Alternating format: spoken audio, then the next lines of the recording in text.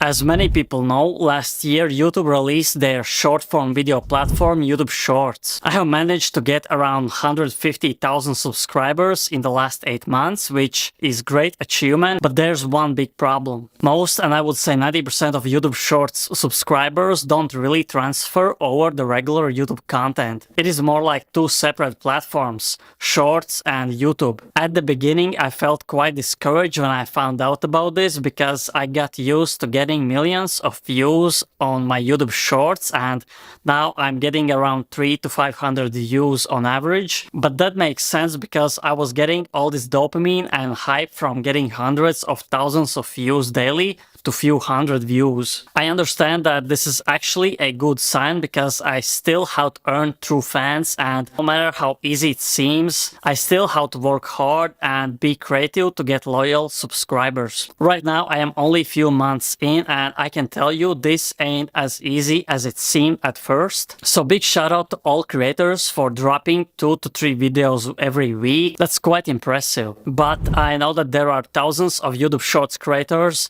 who have the same situation right now. Therefore, I would recommend people who feel this way really think about what you are bringing to the table without thinking about views and monetization. I would recommend people to focus on something more than what they could achieve in their lifetime. How could you improve the culture with your work and content? That way you really won't be bored in the long term, and that's where the success, in my opinion, comes from. Either you're passionate about it or you make your goal bigger than yourself. And if you focus on these bigger goals, there is a much bigger chance that you will start getting real loyal subscribers and more views automatically. So yeah, that's what I wanted to say in this short video.